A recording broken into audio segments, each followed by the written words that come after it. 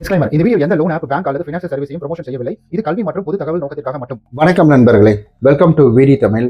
நான் உங்கள் விஸ்வநாதன். அதாவது காசு இல்லைன்னா யாரும் மதிக்க மாட்டேன்றாங்க, கடங்காரன் சொல்லி ரொம்ப ஏளனப்படுத்துறாங்க அப்படின்ற ஒரு சூழ்நிலையில் இருக்கக்கூடியவங்களுக்கு இந்த ஒரு வீடியோ அப்படின்றது. ஒன்ஸ் அப்பான் அ டைம் இதுல எனக்கும் இது போன்ற இன்சிடென்ட் அப்படின்றது நடந்தது. அதாவது இவனை பார்த்தாலே சின்ன வயசுலலாம் அப்போ அதாவது ஒரு 20 வயசு அந்த மாதிரி டைம்ல பார்த்தாலே இவன் ஊரெல்லாம் கடன் வாங்கி வச்சிருக்கான் அப்படின்ற மாதிரி யோசிச்சுட்டு இருந்த ஒரு தருணம் தான். ஊரெல்லாம் இல்லை, வேலை செய்யற இடத்துல அப்படின்றது ஸோ அந்த ஒரு சமயத்துல என்னை பத்தி யார் என்ன வேணா நினைச்சிருக்கலாம், எவ்வளவு கேவலமா வேணா யோசிச்சிருக்கலாம். பட் நான் அந்த இடத்துல யோசிச்சது என்னன்னா, ஒரு மிகப்பெரிய ஒரு மன வருத்தம் தான். நமக்கு மட்டும் ஏன் இதெல்லாம் நடந்துகிட்டு இருக்கு அப்படின்றது தான் யோசிப்பேன். யார்கிட்டையும் பேச மாட்டேன், ஒரு மூலையிலேயே உட்காந்துருப்பேன். எதை பத்தி அதாவது அடுத்த கட்டம் என்ன அப்படின்றத பத்தி யோசிக்காம சோகமாவே இருப்பேன். ஒரு டைம் என்னுடைய பாஸ் என்கிட்ட பேசினாரு. என்ன சொன்னாருன்னா, அதாவது ஏன் எப்ப பாரு இளவு வீட்டுக்கு வந்த மாதிரி சோகமாவே மூஞ்ச வச்சுட்டு இருக்கிற, என்னதான்டா உனக்கு பிரச்சனை அப்படின்ற மாதிரி கேட்டார். நீ கேட்கக்கூடிய காசு தான் நான் கொடுக்குறேன்ல, அப்புறம் என்னடா உனக்கு அப்படின்ற மாதிரி கேட்டார்.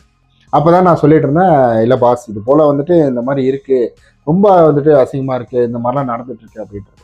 அதாவது அவர் சொன்ன விஷயம் என்ன அப்படின்னு கேட்டீங்கன்னா, ரொம்ப சிம்பிள் தான். அவர் சிம்பிள் சொன்ன டைலாக் தான் அவரும் சொன்னாரு. அதாவது ஃபர்ஸ்ட்ல யாரு வராங்க அப்படின்றது முக்கியம் கிடையாது, லாஸ்டா யாரு ஃபர்ஸ்ட்ல வராங்க அப்படின்றது தான் ஒரு முக்கியம். அதாவது இப்ப நல்லா இருக்கிறாங்களா அப்படின்றதுலாம் கிடையாது, கடைசி வரைக்கும் ஒருத்தவங்க நல்லா இருக்காங்களா அப்படின்றது தான்.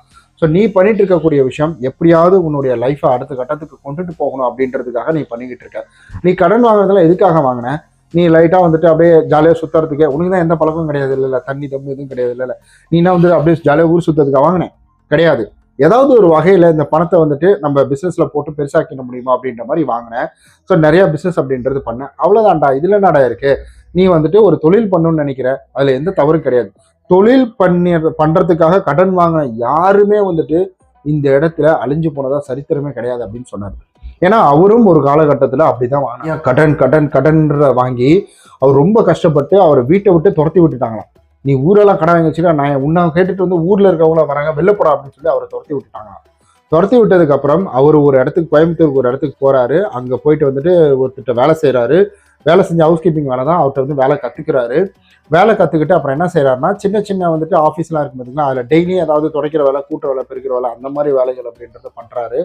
அதுக்கப்புறம் அங்க இருக்கக்கூடியவங்க, பரவாயில்லப்பா நீ நல்லா வேலை பார்க்குற, உனக்கு ஏதாவது ஹெல்ப் பண்ணணும்னு நினைக்கிறோம், அதனால வேற யாராவது இன்னும் ஒரு 2 ஆள் கூட சேர்த்து போட்டுக்கோ, என்னுடைய ஃப்ரெண்ட் ஆஃபீஸ் இருக்கு, அங்க கூட நீ ஆள் போட்டுக்க, இந்த மாதிரி சொல்ல இப்படியே மல்டிபிள் ஆகி இன்னைக்கு அவர் ஒரு ஹவுஸ் கீப்பிங் கம்பெனி அப்படின்றத வச்சு ரன் பண்ணிக்கிட்டு இருக்கிறாரு.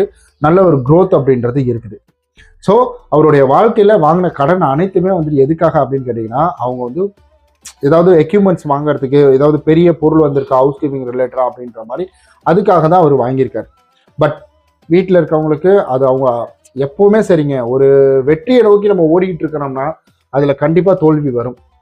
எடுத்த உடனே வெற்றி அப்படின்றது கிடைச்சிடாது. அப்படி கிடைச்சுன்னா அது ஃப்ளூக். அந்த ஃப்ளூக்ல கிடைக்கக்கூடியது அப்படின்றது பாத்தீங்கன்னா, அடுத்தது நமக்கு ஒரு அனுபவம் அப்படின்றது கொடுக்காது.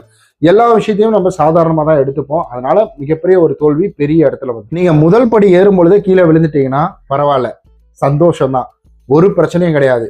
நீங்க பெருசா அடியும் படாது உங்களுக்கு. அதுவே நீங்க 50வது படி ஏறும் பொழுதும் இல்ல 100வது படி ஏறும் பொழுதும் 99வது படியிலிருந்து கீழே விழுந்தீங்கன்னா அது எப்படி இருக்கும்? நல்லா யோசிச்சு பாருங்களேன்.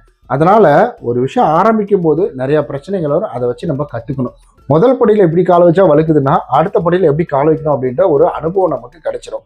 அதனாலதான் சொல்றேன், இப்ப கடன்காரன்னு 1000 பேர் உங்களை கிண்டல் பண்ணலாம், கிரிட்டிசைஸ் பண்ணலாம், உங்களை ஏளனமா பேசலாம், சொந்தக்காரங்க அசிங்கப்படுத்தலாம், உங்களை இக்னோர் பண்ணலாம், என்ன வேணா பண்ணலாம்.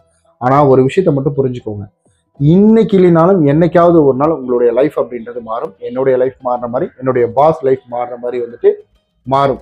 அப்போ எல்லாருமே என்ன செய்வாங்கன்னா, இவன் தெரியும், எனக்கு இவனுக்குள்ள ஏதோ ஒரு திறமை இருக்கு, இவன் வெளியில வந்துருவான்னு எனக்கு தெரியும், இருந்தா என்ன விளையாட்டுத்தனமா இருந்துட்டான் அப்படின்ற மாதிரி அங்கேயும் ஒரு பேச்சை போட்டுவிட்டு போயிடுவாங்க. அவங்களுடைய வேலை பேசுறது மட்டும்தான். உங்களுடைய வேலை கடன் வாங்குறது கிடையாது. அடுத்த கட்டம் உங்களுடைய வாழ்க்கை எப்படி நகர்த்துறது, அடுத்த கட்டம் உங்களுடைய பிசினஸ் எப்படி கால் ஊனி நிக்கிறது அப்படின்றது மட்டும்தான். ஸோ தயவு செஞ்சு அவன் பேசுறான் இவன் பேசுறான்னு அவனுக்கு செவி சாய்ச்சிக்கிட்டு நின்னீங்கன்னா உங்க ட்ரெயின் அங்கேயே தான் நிற்கும், அடுத்த ஸ்டேஷனுக்கு போகாது.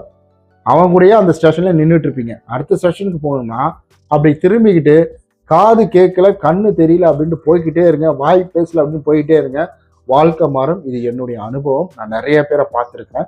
இந்த மெட்ராஸ் வந்து 10 வருஷத்துல 10-12 வருஷத்துல நான் நிறைய பேரை பார்த்துருக்கேன். அதனுடைய அனுபவத்தை சொல்றேன். இங்க நல்லபடியா இருந்தவங்க கஷ்டப்பட்டாலும் அடுத்த கட்டத்துக்கு போயிட்டாங்க. இங்க எப்படியாவது வந்துட்டு நம்ம மற்றவங்களை ஏமாத்தியாவது சாப்பிடணும்னு நினைச்சவங்க இப்ப நல்லா இருந்தாலும் பின்னாடி பயங்கர அடிவாங்க. ஸோ கண்டிப்பா இந்த ஒரு பதிவு உங்களுக்கு பிடிச்சிருக்கும்னு நினைக்கிறேன். பிடிச்சிருந்தா லைக், சப்ஸ்கிரைப், ஷேர், கமெண்ட் எல்லாமே பண்ணுங்க. வருத்தப்படாதீங்க, எல்லாம் சரியாயிடும்.